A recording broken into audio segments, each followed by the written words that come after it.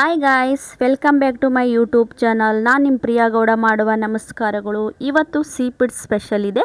ನಾನು ನಿಮಗೆ ರೆಸಿಪಿ ಹೇಳ್ತೀನಿ ಏನೇನು ಮಾಡೋದಂತ. ಇದರೊಳಗೆ ಬಾಂಗ್ಡಾ ಫ್ರೈ ಮಾಡಿದ್ದೀನಿ, ಸುರ್ಮೈ ರಸ ಮಾಡಿದ್ದೀನಿ, ಜಿಂಗಾ ಫ್ರೈ ಮಾಡಿದ್ದೀನಿ, ಮತ್ತು ಜಿಂಗಾ ಸ್ವಲ್ಪ ಮಸಾಲೆ ಜೊತೆಗೂ ಕೂಡ ಮಾಡಿದ್ದೀನಿ, ಮತ್ತು ಅದ್ರ ಜೊತೆಗೆ ಚಪಾತಿ ರೈಸ್.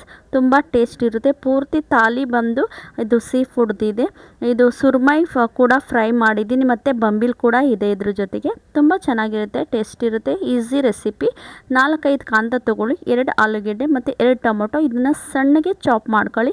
ನೋಡಿ, ಇದು 4-5 ಏನು ಈರುಳ್ಳಿ ತೊಗೊಂಡಿದ್ದೆ, ಅದನ್ನು ಚಾಪ್ ಮಾಡ್ಕೊಂಡಿದ್ದೀನಿ, ಮತ್ತು ಆಲೂಗೆಡ್ಡೆ ಕೂಡ ಸಣ್ಣಗೆ ಚಾಪ್ ಮಾಡ್ಕೊಂಡಿದ್ದೀನಿ. ಅದಾದ ನಂತರ ಟೊಮೊಟೊ ಕೂಡ 2 ಟೊಮೊಟೊನ ಸಣ್ಣಗೆ ಹಚ್ಕೊಳ್ಳಿ. ಅದಾದ ನಂತರ ಫಸ್ಟ್ ನಾನು ಮಾಡ್ತಾ ಇರೋದು ಜಿಂಗಾ ಮಸಾಲ. ಇದು ಜಿಂಗಾ ಫ್ರೈ ಮಾಡ್ತಾಯಿದ್ದೀನಿ, ತುಂಬ ಟೇಸ್ಟ್ ಕೊಡುತ್ತೆ ನೋಡಿ. ಫಸ್ಟು ನೀವು ಸ್ಟವ್ ಮೇಲೆ ಗ್ಯಾಸ್ ಇದನ್ನಿಡಿ, ಕಡಾಯಿ ಇಡಿ. ಅದಾದಮೇಲೆ ಅದು ಚೆನ್ನಾಗಿ ಬಿಸಿ ಆಗೋವರೆಗೂ ವೆಯ್ಟ್ ಮಾಡಿ. ಅದಾದಮೇಲೆ ಎಣ್ಣೆ ಹಾಕಿ, ಎಣ್ಣೆ ಚೆನ್ನಾಗಿ ಗರಮ್ ಆದಮೇಲೆ ಕಡಿಬೇವಿದ್ರೆ ಕಡಿಬೇವು ಹಾಕಿ. ಅದಾದ ನಂತರ ಅದು ಚೆನ್ನಾಗಿ ಫ್ರೈ ಆದ ನಂತರ ಈರುಳ್ಳಿ ಏನು ಕಟ್ ಮಾಡ್ಕೊಂಡಿದ್ದೀನಿ ಅದನ್ನು ಚೆನ್ನಾಗಿ ಬ್ರೌನಿಷ್ ಬರೋವರೆಗೂ ಚೆನ್ನಾಗಿ ಹುರ್ಕೊಳ್ಳಿ. ಫಸ್ಟು ಅದೇನು ವೈಟ್ ಇದೆಯಲ್ಲ ಅದೆಲ್ಲ ಹೋಗಬೇಕು, ಅದು ಚೆನ್ನಾಗಿ ಬೇಯಬೇಕು, ಎಣ್ಣೆ ಒಳಗಡೆ ಬೇಯಬೇಕು. ಅದು ಚೆನ್ನಾಗಿ ಡ್ರೈ ಆಗೋ ಥರ ಬೇಯಿಸ್ಕೊಳ್ಳಿ. ನಾನು ಅದನ್ನು ಫುಲ್ಲು ಬ್ರೌನಿಷ್ ಬರೋವರೆಗೂ ಬೇಯಿಸಿದ್ದೀನಿ. ನೀವು ಕೂಡ ಅದೇ ರೀತಿ ರೆಡ್ ಕಲರ್ ಬರೋವರೆಗೂ ಫ್ರೈ ಮಾಡ್ಕೊಳ್ಳಿ.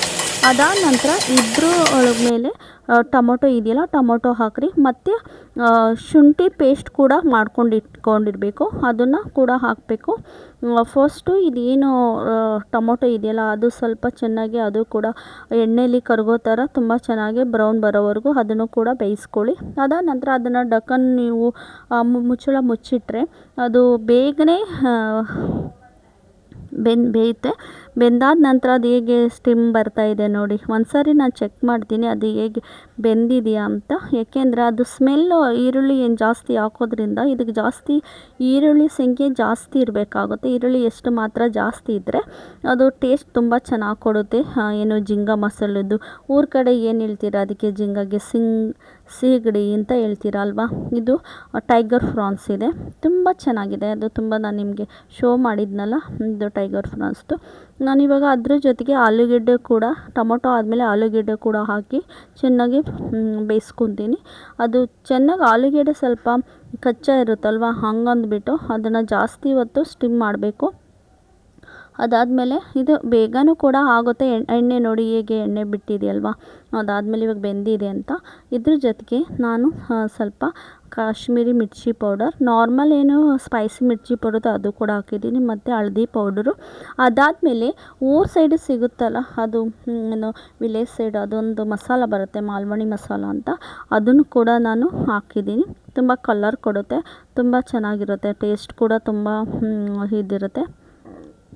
ಜಾಸ್ತಿ ಸ್ಪೈಸಿ ಬೇಕಂತಂದರೆ ಮಾಲ್ವಣಿ ಮಸಾಲ ಯೂಸ್ ಮಾಡ್ಕೋಬೋದು, ತುಂಬ ಚೆನ್ನಾಗಿರುತ್ತೆ ನೋಡಿ. ಎಷ್ಟು ಚೆನ್ನಾಗಿ ರೆಡ್ನೆಸ್ ಬಂತು ಅದು. ಅದಾದಮೇಲೆ ಲಾಸ್ಟಲ್ಲಿ ಇನ್ನೂ ತುಂಬ ಚೆನ್ನಾಗಿರುತ್ತೆ.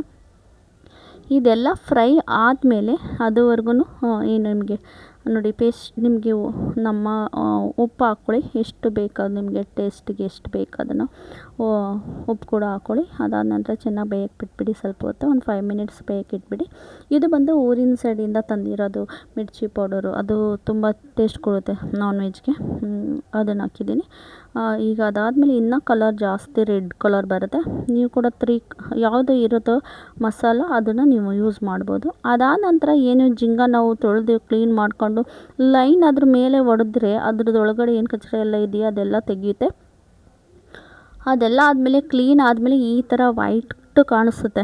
ಅದನ್ನು ತಂದು ಇದನ್ನು ಎಲ್ಲ ಫ್ರೈ ಆದಮೇಲೆ ಅದರೊಳಗಡೆ ಹಾಕ್ರಿ, ಮತ್ತು ಸ್ವಲ್ಪ ಹೊತ್ತು ಫ್ರೈ ಮಾಡಿ. ನಾನು ಸ್ವಲ್ಪನೂ ನೀರನ್ನು ಯೂಸ್ ಮಾಡಿಲ್ಲ, ಬಟ್ ಎಣ್ಣೆಲೇ ಇದು ಮಾಡಿದ್ದೀನಿ.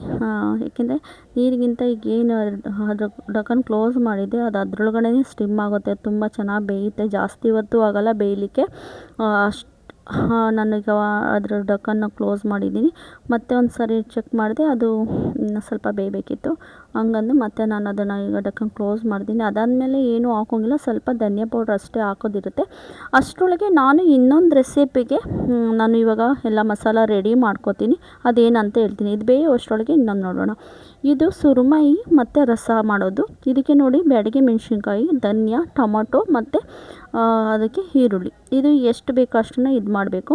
ನೋಡಿ ಇಲ್ಲಿ ಅದ್ರ ಜೊತೆಗೆ ಇದು ಕೂಡ ರೆಡಿ ಆಗೋಯಿತು. ಇದು ಫಿನಿಶ್ ಆಯಿತು. ಇನ್ನು ಜಿಂಗ ಮಸಾಲ ಫುಲ್ ಕ್ಲೋಸ್ ಆಗಿದೆ. ಇದನ್ನು ಎತ್ತಿಕ್ಬಿಡ್ತೀನಿ. ಮತ್ತು ನನಗೇನು ಬೇಕಾಗಿದೆಯಲ್ಲ ಸುರಮೈಗೆ ಅದ್ರದ್ದು ಮಸಾಲ ಎಲ್ಲ ರೆಡಿ ಮಾಡ್ಕೊಳ್ಳೋದಿದೆ. ನಾನು ನಿಮಗೆ ಹೇಳಿದೆ ಅದ್ರದ್ದು ಏನೇನು ಬೇಕಂತ. ಅದ್ರದ್ದು ಇವಾಗ ನನಗೆ ಪೇಸ್ಟ್ ಮಾಡ್ಕೋಬೇಕು.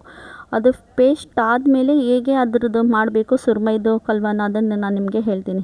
ಸುರಮೈದು ರಸ ಹೇಗೆ ಮಾಡೋದಂತ ನಾನು ನಿಮ್ಗೆ ಹೇಳ್ತೀನಿ. ಇದನ್ನೆಲ್ಲ ಗ್ರೈಂಡ್ ಮಾಡ್ಕೊಳ್ಳಿ. ಏನು ಬ್ಯಾಡಗಿ ಮೆಣಸಿನ್ಕಾಯಿ, ಧನಿಯಾ, ಟೊಮೊಟೊ ಮತ್ತು ಅದರ ಜೊತೆಗೆ ಕಾಂದ. ನಿಮ್ಗೆ ಎಷ್ಟು ಬೇಕು, ಎಷ್ಟು ಕ್ವಾಂಟಿಟಿ ಬೇಕೋ ಅದ್ರ ಮೇಲೆ ಡಿಪೆಂಡ್ ಆಗಿರುತ್ತೆ. ನಾನು ಸ್ವಲ್ಪನೇ ಮಾಡಿದ್ದೀನಿ ಒನ್ ಟೈಮ್ಗೆ, ಹಂಗಂದ್ರೆ ಇಷ್ಟು ಹಾಕ್ಕೊಂಡಿದ್ದೀನಿ ನೋಡಿ. ಅದನ್ನು ಚೆನ್ನಾಗಿ ಪೇಸ್ಟ್ ಆದಮೇಲೆ ಇದರೊಳಗೆ ಸುರಮೈ, ಪಾಂಪ್ಲೆಟ್ ಮತ್ತು ಬಂಬಿಲ್ ಕೂಡ ಇದೆ. ನಾನು ಸುರಮೈದು ಕಲ್ವನ್ ಮಾಡ್ತಾಯಿದ್ದೀನಿ. ಒಂದು ಬಾಣಲಿ ಇಟ್ಕೊಳ್ಳಿ. ಅದು ಆದಮೇಲೆ ಅದಕ್ಕೆ ಡ್ರೈ ಆಗೋವರೆಗೂ ಚೆನ್ನಾಗಿ ಎಣ್ಣೆ ಎಲ್ಲ ಹೋಗೋವರೆಗೂ ಇರಿ. ಅದಾದ ನಂತರ ಎಣ್ಣೆ ಹಾಕ್ಬಿಟ್ಟು ಏನು ಪೇಸ್ಟ್ ಮಾಡಿದ್ರಲ್ಲ ಮಸಾಲ, ಅದನ್ನು ಇದಕ್ಕೆ ಹಾಕಿ ಚೆನ್ನಾಗಿ ಎಣ್ಣೆ ಒಳಗಡೆ ಬೇಯಿಸಿ.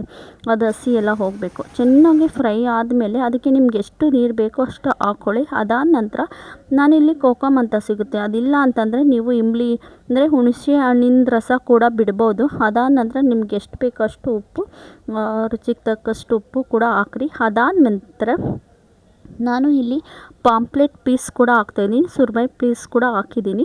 ಮತ್ತು ಪಾಂಪ್ಲೆಟ್ದು ಜಾಸ್ತಿ ಯೂಸ್ ಮಾಡಿದ್ದೀನಿ. ಅದನ್ನು ಹಾಕ್ಬಿಟ್ಟು ಸ್ವಲ್ಪ ಹೊತ್ತು ಬಿಡಿ. ಅದಾದಮೇಲೆ ಧನಿಯಾ ಪೌಡ್ರನ್ನ ಹಾಕೋದಷ್ಟೇ. ಅದ್ರ ಜೊತೆಗೆ ನಾನು ಫ್ರೈ ಕೂಡ ಮಾಡಿದ್ದೀನಿ. ಏನು ಪಾಂಪ್ಲೆಟ್ ಫ್ರೈ ಮತ್ತು ಸುರಮೈ ಫ್ರೈ ಕೂಡ ಮಾಡಿದ್ದೀನಿ. ನೋಡಿ ಎಷ್ಟು ಚೆನ್ನಾಗಿ ಕಾಣಿಸ್ತಿದೆ.